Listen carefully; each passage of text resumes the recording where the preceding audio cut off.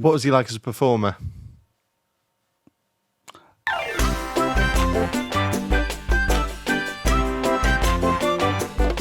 You'd never done a podcast, had you? No, obviously I toured the lovely JJ, Mr. KSI. And again, that's quite hilarious for the simple reason that, again, being an old git, I had no concept that I was going to be working with literally... I mean, I think it's reasonably fair to say he's one of the biggest YouTube people in the world. He's the GOAT, isn't he? So you get the call saying we're gonna go back to KSI now. Yes. You didn't know what a YouTuber was. Nope. Never heard of him. You get a call saying you're doing KSI. Yes. What do you think? I was like, okay. Number one, what sort of venues is he playing? Mm-hmm. Are we playing arenas? Are we playing theatres? What are we doing there? So obviously that question was answered. Then it becomes, I need to start speaking to this guy and finding out what is it he wants to do, whether we can do it, whether we've got the money to do it. You know, one of the first questions that has to be asked, unfortunately, because it is, ladies and gents, called show business, is whether or not it's sold any tickets to make some money. Because obviously if you're selling lots of tickets and making lots of money, you can have whatever you want. If you're not making lots of money by selling lots of tickets, at the end of the tour, it ends up costing the artist money to go on tour. That's why we only got one smoke machine. Yeah, absolutely. This was towards the end there, we got a few more. I think you look it up. Yes, absolutely. This was KSI's first tour, wasn't it? Yes. So this was the Bell End. Yes. So basically, what's been a thing that's happened over over the last maybe 10 or 15 years, I guess, is that quite often if you've got a book coming out and you want to do it, can do it, and can sell some tickets, what you can do is you can basically do basically a book tour, but you're not going to little bookshops to say hello to people, please buy my book. Fuck that. You're going to a 1,000-seater theatre, right? And people basically quite often they will the book is part of the ticket price, and so basically you come along, see a show, and get a signed book. Excellent. So the tour was there to promote the Bell End. Exactly. The Bell End. I know. I mean, bless his heart. And obviously, there was a few things. Number one, he wanted to play FIFA on stage, which of course, I don't know if you probably are aware of this, but you cannot just basically whack a fucking PlayStation 5 or whatever it is. Yeah. Straight into a massive screen. There's technology involved that will not let you do that. Right. Because I think they immediately thought we don't want people basically being able to make money off having big screens, and I don't know. Anyway, you Copyright can't. Issues Yeah, there's technical issues and whatever. So we couldn't do one of the things that he wanted to do, but we basically played a game, a sort of like a keepy uppy, like the really simple little internet app games that you have. Yeah, it's like a keepy uppy one. So we did a bit of that. Cal Freese came along and was his sort of sidekick, who was brilliant, loved him. He was a lovely guy. And I say, JJ, gorgeous man, really lovely guy. So you say that we spent all that time writing a thing. We could have just sat on the stage and played FIFA. Well, Flappy Bird. I mean, I'm not going to lie. There was a couple of dubious moments in the KSI show. Namely, obviously, he had a record out at the time. Lamborghini. It was indeed the Lamborghini song. Wow. And, Give us a few bars, John. My Lambo. I just remember it. All I remember was on obviously a lot of the kids that came to see that show. I mean, what was again amazing about your show was the one thing I did think about it beforehand was I was like, fuck me, is this just going to be a massissive sausage fest? Right. Of just an audience just full of basically... Ours or KSI's? No, the Jackmate tour. And of course, actually, your audience, your demographic is incredibly varied. Absolutely. 50% sausage, 50% bagel. Thank you. But... effectively, bagel. Oh, yeah. I was going to say we were there. Got it. I've just never heard someone say that. Not how to make a bagel sandwich, right? Get the cream cheese off it. Anyway, I had to go there, didn't I? That's too far. Anyway, so give it a watch. Where was I? So they would convince, obviously, like I say, most of the audience for KSI's show at that point were actually very young. Yeah. Because I think it was still in the days when he was just pretty much doing the FIFA stuff a lot of. Yeah.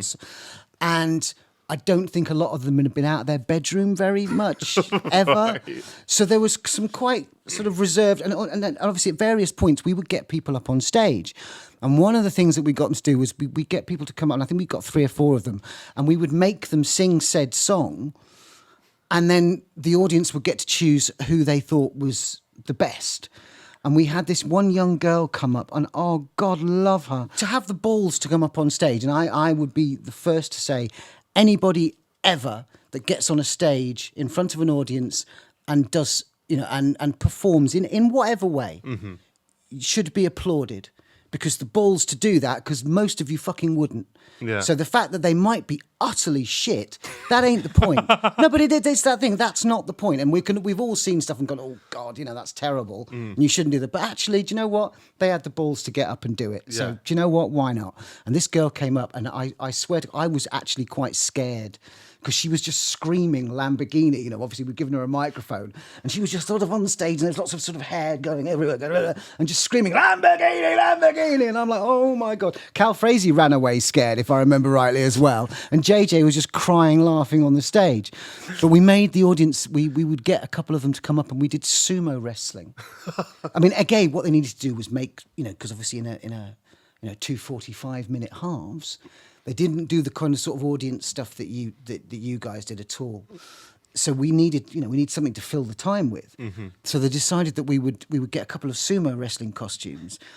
And of course I'm standing there, when they're talking to me about this beforehand, going, you want to do fucking what? You want to get people out of the audience, members of the public, and make them fight each other on stage? Yes, John. In fucking sumo costumes. Fuck right. me. Okay, I'm like, have you any idea how, the pitfalls, and how could this not go possibly wrong? Anyway, so the end of the first half, so we arranged it, so the end of the first half, we would basically, they would pick the people, and they had to pick, and I was like, you do not pick, a 5-foot girl who's, literally, 6 stone soaking wet, and then, a 6'5" guy to fight each other. Make sure that they're comparable sizes and whatever, so it's nice and even. And we would pick them, and then I would bring them backstage. And I'd pull them out of the audience, bring them backstage, and I would make them basically sign a disclaimer saying, if you die, if a limb comes off, if you fall off the front of it, if you're electrocuted, doesn't fucking matter, it's on you. And they were willing to? Oh, yeah, because they were backstage. They were backstage, yeah. They were backstage, and, they were going to go on stage with KSI. So they would sign this, and then we would start the second half having these insane sumo wrestles with members of the audience, and Cal Frazee egging them on to ever more, kick him, and all this sort of stuff, jump on his head, and it was just got mad. What were your thoughts on KSI as a person? I thought he was lovely. Yeah. And again, as I say, I mean, he was incredibly polite. I was very amused by the fact that the Lamborghini, because literally the first day I rocked up to go and meet him and to kind of pick him up from his home, and outside the car, I think there was like a Peugeot 205. Yeah, that'd have been dead cheese. And I turned around to him and I literally went, I was like, where's the Lamborghini? And he was like, oh no. And he said, like, it's kind of kept somewhere special in a lockup because I can't drive it. I mean, they are really difficult. Have you ever driven like those supercars? Oh, yeah, I thought you meant he didn't have a license. No, he had to go, but he couldn't drive the Lamborghini. Oh, right. Why? Because it was too difficult to drive. Couldn't drive it. Yeah. So this kind of the big thing, and he'd had raps on it, and all, and I did a little bit of googly research to see who he was and what was going on, and all the stuff online was about the fact that he'd made some interesting faces back in the day. Yeah. And he had this Lamborghini, and that he'd had it wrapped and all of this sort of stuff. So that was what I knew about him. What was he like as a performer? Grateful that Cal Frazee was with him. Oh, really? Did Cal shine on stage? Cal was brilliant. Was he? Yeah. Literally, the very first sort of tech rehearsal that we did, I remember sitting at the back of the stalls, sort of watching it and going, how is this going to work? Because again, like with all these sorts of shows, a lot of times, until you get in front of an audience, as we discussed, until you put it in front of an audience, you don't know. You can have the most amazing comic you've ever come across, funny bones for days. They can walk out in front of an audience and that material they've been writing for a year and a half could fucking die on its arse. Until you put it in front of an audience and you get a rhythm and you get an idea of what works where, how, and when, then you don't know. But as soon as I saw Cal Frazee on stage with JJ, I was like, okay, now this makes sense to me. Really, yeah. Yeah.